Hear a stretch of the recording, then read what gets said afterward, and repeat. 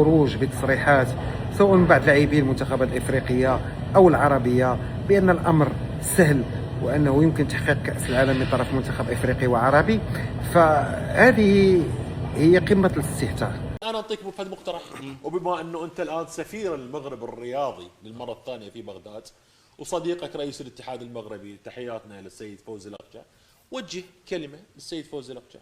لكن ما يحققه ليو ميسي منذ سنوات كثيرة شيء لن يتكرر، لن يتكرر. منتخب الجزائر هو دخل على المباراة قصاد المنتخب الأرجنتيني وموجود في دماغه. نحن نعرف يا جماعة المباراة صعبة على الجزائر من وقت القرعة، مش سهلة، وبالفعل كانت صعبة. السلام عليكم. لما يصل المستوى إلى حد الاستهتار بما قام به المنتخب الوطني المغربي خلال كأس العالم بقطر 2022 والخروج بتصريحات سواء من بعض لاعبي المنتخبات الافريقيه او العربيه بان الامر سهل وانه يمكن تحقيق كاس العالم من طرف منتخب افريقي وعربي، فهذه هي قمه الاستهتار. وكذلك طريق توضح بان عدم نجاح المنتخبات العربيه والافريقيه لم ياتي من فراغ، لاننا نستسهل الصعب ونجعل كذلك السهل صعبا.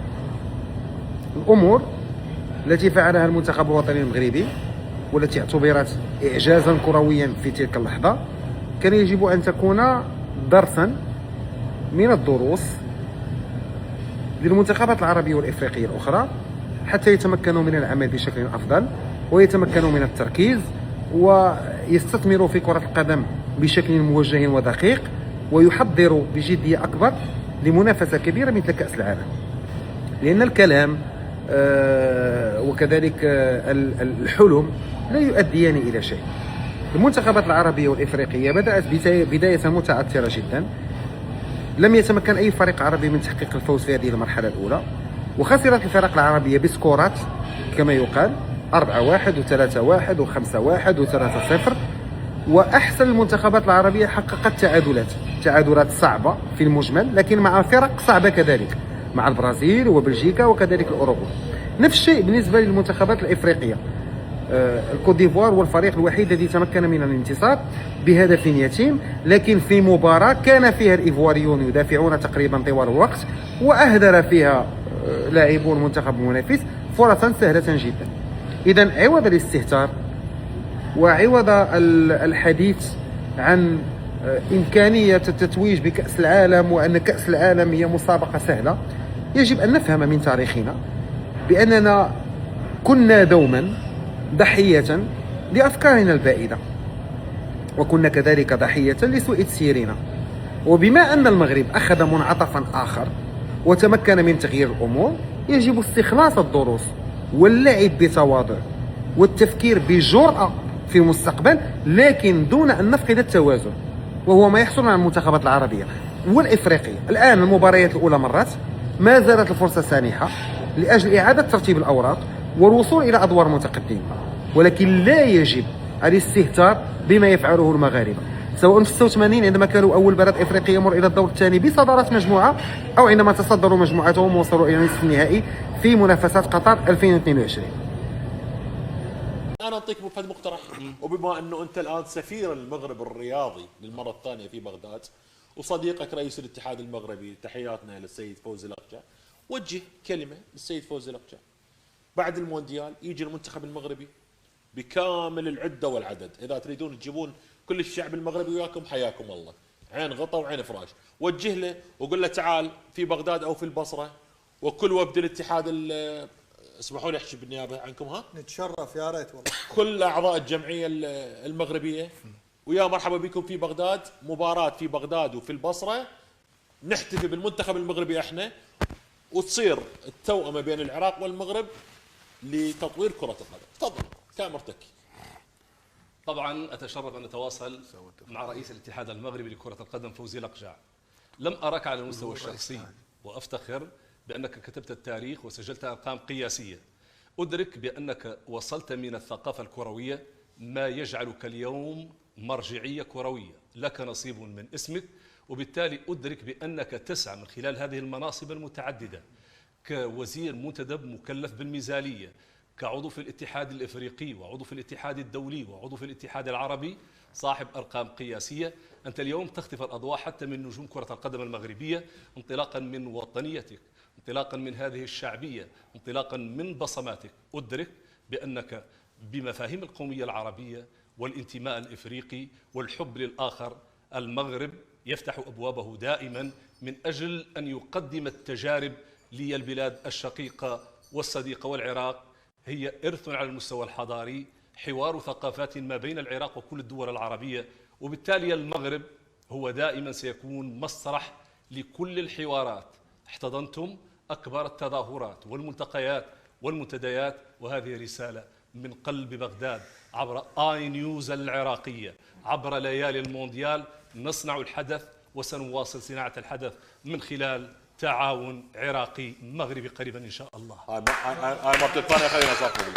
يا اخي انت راح تتعبنا من وراء التصفيق. كلام جميل. هاي الدعوة صارت على الهواء.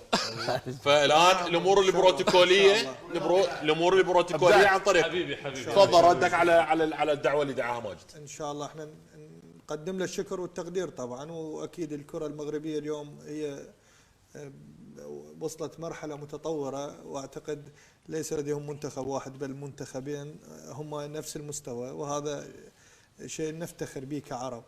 فإن شاء الله بعد ما يجي الكابتن يونس محمود تصير جلسة والمكتب التنفيذي، وإن شاء الله يكون تعاون مشترك بين المغرب والعراق. والله نتمنى ذلك إن شاء الله. والدليل الكرة الأردنية استعانت في المدرسة المغربية. أجيك. نعم.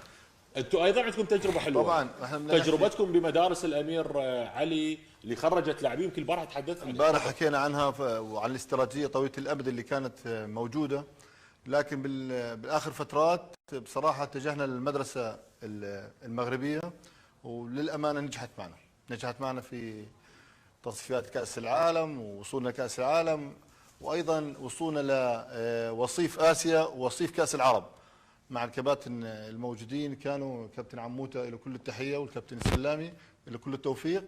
وهاي المدرسه احنا افتخرنا فيها، وايضا استعنا بالمنتخب الاولمبي بالمدرسه المغربيه، والمنتخب السيدات برضو من المدرسه المغربيه. وكل التوفيق ان شاء الله. سمر نصار اخوي، والله كل التحيه سيد نصار اميت السر.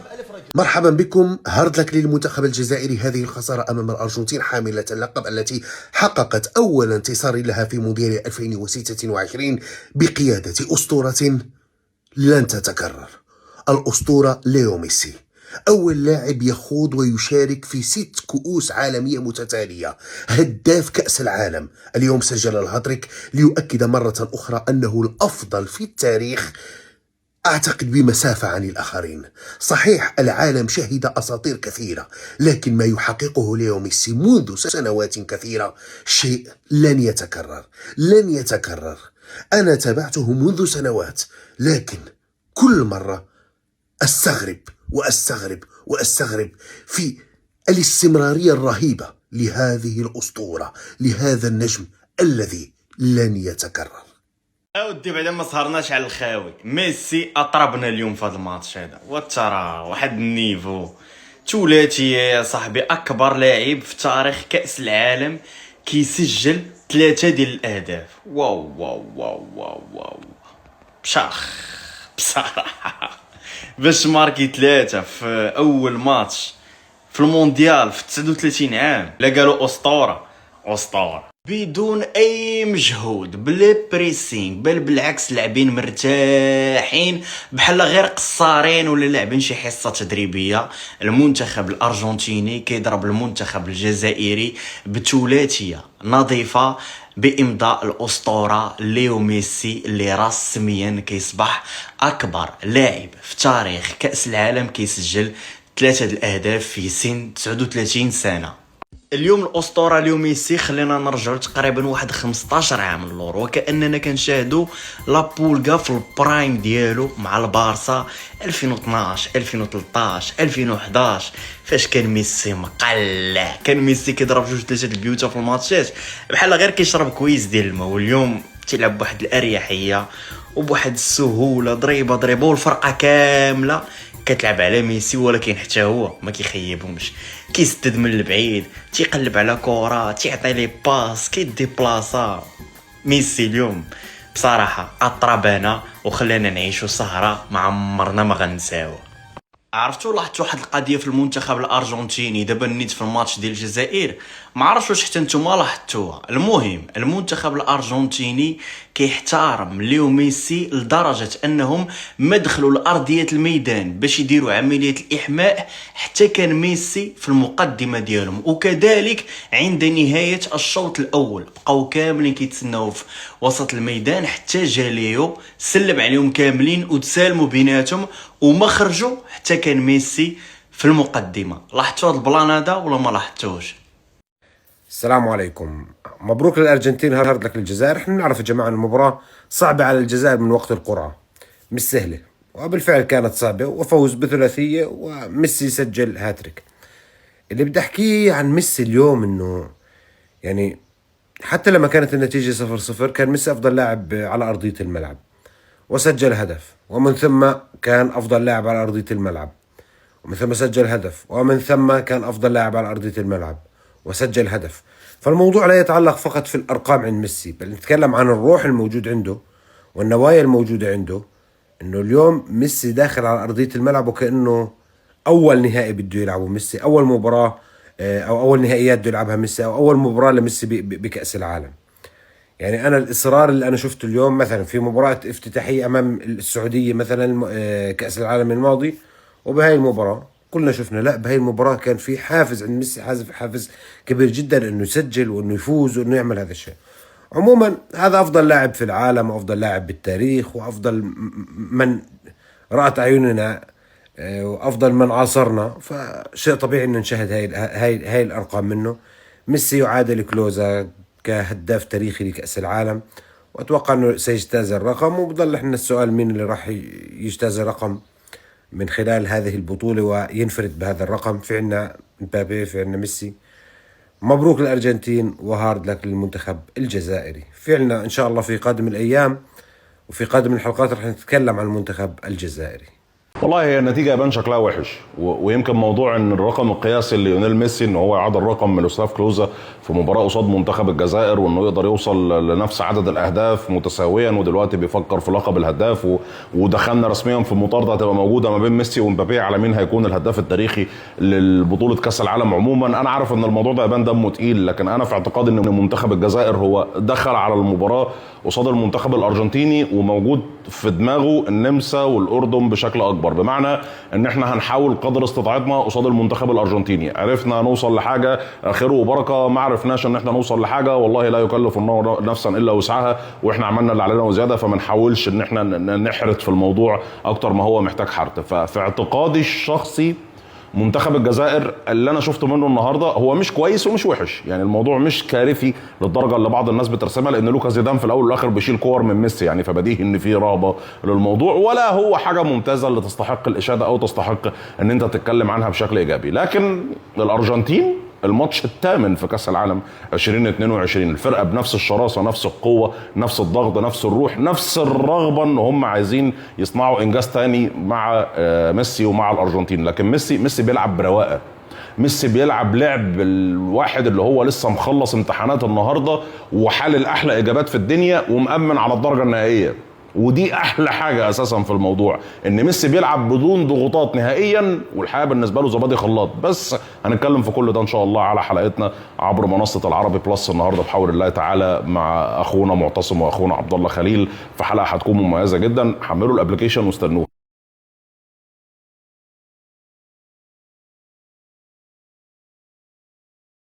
سكالوني راهو يخمم في كيفاش يحبس حاج موسى. ميسي يخمم فيه، ميسي يخمم في حاج موسى. هو في صافي احنا عندنا غير حاج موسى ولا محرز في ليكيب. لا في هذه عندك كيفاش يبلوكيو مازا، ما يخممش كيفاش يبلوكي عمورة قويري.